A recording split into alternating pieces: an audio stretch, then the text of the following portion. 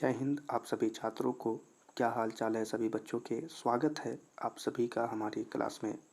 आज की क्लास में हम भूगोल के 30 महत्वपूर्ण ऑब्जेक्टिव क्वेश्चंस आप सभी छात्रों के लिए लेकर के आए हैं।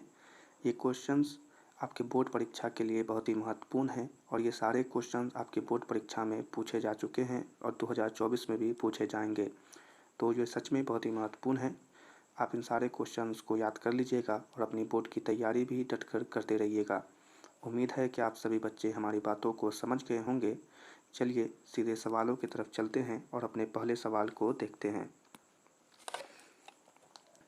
पहला सवाल देखें। सवाल कह रहा है चरक का संबंध किस देश से था। छोटा सा सवाल है, कह रहा है कि चरक का संबंध किस देश से था, जल्दी से बताइए। और इसका उत्तर है कि उसका संबंध भारत से था, यानी इसका आंसर हो जाएगा सी, चरक का संबंध भारत देश से था। ठीक है, अगले सवाल को देखें। टैक्सोल का उपयोग होता है। टैक्सोल का उपयोग इन सभी में किसके इलाज में किया जाता है? तो इसका उत्तर हो जाएगा कि इसका उपयोग कैंसर में उपयोग होता है। ठीक है, आंसर हो जाएगा सी, कि कैंसर में टैक्सोल का उपयोग किया जाता है। चलिए अगले सवाल को देखें, समझ गए। अगले सवाल को देखें। विश्व पर्यावरण दिवस कब मनाया जाता है? वीवीआई क्वेश्चन है। ठीक है, विश्व पर्यावरण दिवस कब मनाया जाता है? तो इसका उत्तर है 5 जून को। आंसर हो जाएगा ए।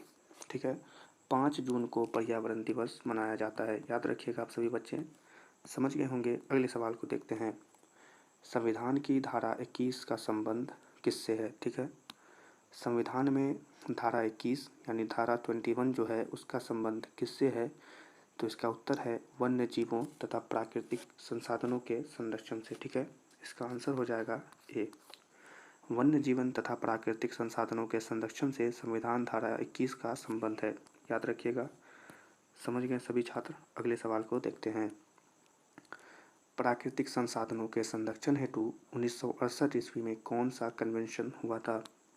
सवाल पूछ रहा है कि प्राकृतिक संसाधनों के संरक्षण के लिए 1968 ईस्वी में जो कन्वेंशन हुआ था वो क्या था? मतलब सवाल का कहना है कि वो क्या था या कौन सी था। ठीक है, तो इस सवाल का उत्तर हो जाएगा अफ्रीकी कन्वेंशन। ठीक है, आंसर है ए। वीवीआई क्वेश्चन है, आपकी बोर्ड परीक्षा में सीधे ये प्रश्न टकराएंगे। ठीक है, अफ्रीकी कन्वेंशन था, याद रखिएगा। समझ गए छात्र। अगले प्रश्न को देखें। इनमें से कौन सा ऐसा जीव है जो केवल भारत में ही पाया जाता है? ये सवाल 2 बार पूछा जा चुका है, यानी महत्वपूर्ण है। इनमें से कौन सा ऐसा जीव है जो केवल भारत में ही पाया जाता है? और इसका उत्तर हो जाएगा डॉल्फिन। ठीक है, आंसर हो जाएगा बी, इनमें से कौन सा ऐसा जीव है जो केवल भारत में ही पाया जाता है? तो वह है डॉल्फिन। ठीक है, अगले प्रश्न को देखें। किस खनिज को उद्योगों की जननी माना जाता है? ठीक है, देखिए 2021 में पूछा है, इसका मतलब है कि 24 में जरूर पूछेगा। किस खनिज को उद्योगों की जननी यानी जिससे जन्म होता है माना गया है? जल्दी बताइए। तो इसका उत्तर हो जाएगा लोहा। ठीक है, आंसर क्या है? सी, लोहा को उद्योगों का जननी माना जाता है। समझ गए सभी छात्र। अगले सवाल को देखते हैं। निम्न में से कौन लौह अयस्क का एक प्रकार है? ठीक है, 2023 में यह सवाल पूछा गया था। निम्न में से कौन लौह अयस्क का एक प्रकार है? तो इसका उत्तर हो जाएगा हेपेटाइट। ठीक है, आंसर क्या होगा? सी, हेपेटाइट लौह अयस्क का एक प्रकार है। याद रखिएगा ना। चलिए अगले सवाल को देखें।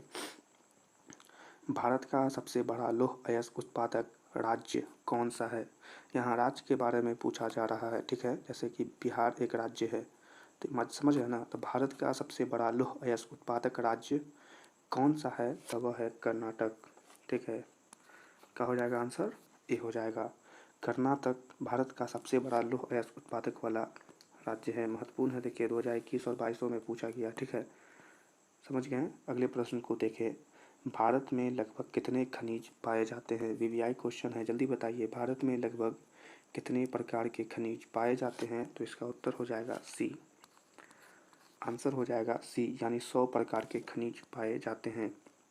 याद रखिएगा। अगले सवाल को देखते हैं। इनमें कौन लौह युक्त खनिज का उदाहरण है? जल्दी बताइए कि निम्नलिखित में से कौन लौह युक्त खनिज का उदाहरण है, और इसका उत्तर हो जाएगा मैग्नीज। ठीक है, आंसर हो जाएगा सी, मैग्नीज लौह युक्त खनिज का एक उदाहरण है। समझ गए सभी छात्र? अगले प्रश्न को देखें। इनमें कौन अधात्विक खनिज का उदाहरण है? ठीक है, नीचे जो दिया हुआ है उसमें से बताइए इनमें से कौन अधात्विक खनिज का उदाहरण है। अधात्विक खनिज के बारे में अगर पढ़ा होगा तो जल्दी से बताइए। तो इसका उत्तर क्या हो जाएगा? अभ्रक। ठीक है, डी। उत्तर क्या हो जाएगा? अभ्रक यानी डी। समझ गए? अगले प्रश्न को देखें।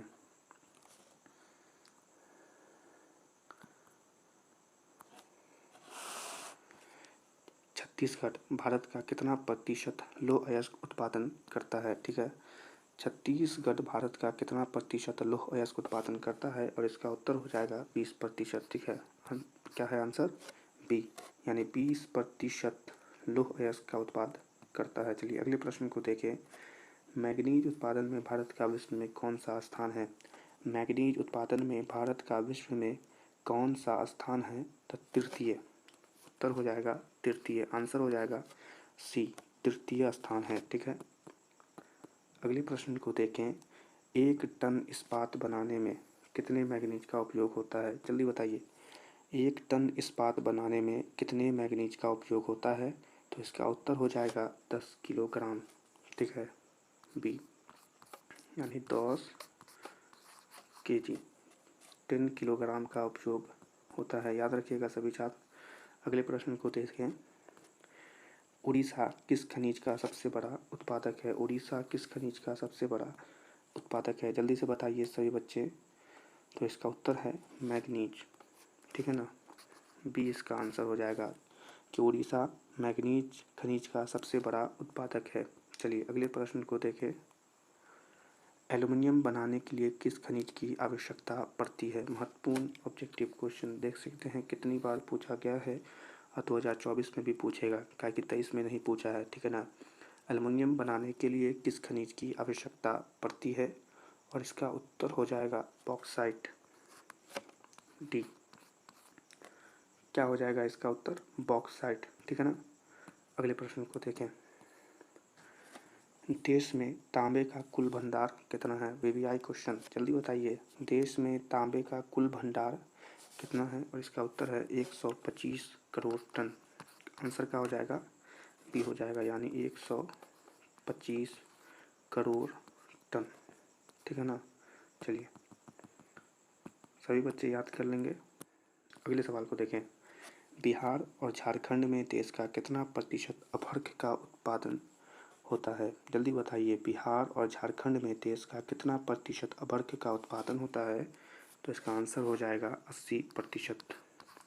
क्या होगा उत्तर? 80%, सी इसका सही उत्तर है।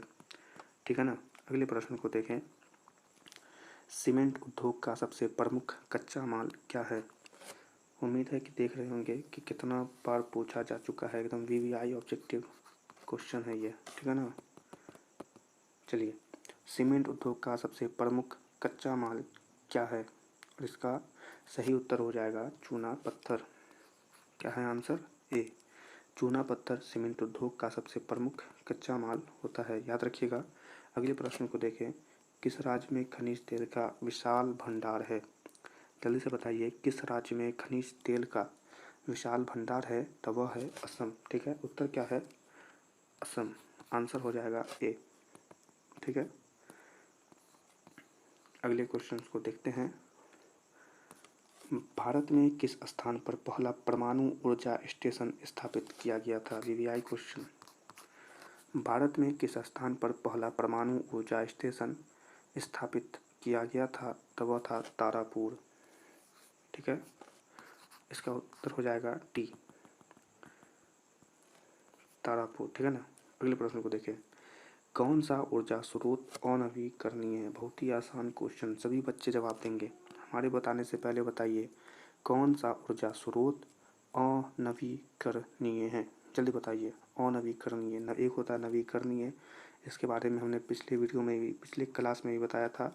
एक होता है नवीकरणीय और अनवीकरणीय। तो जल्दी बताइए कौन सा ऊर्जा स्रोत अनवीकरणीय है, तो वह है कोयला, ठीक है ना।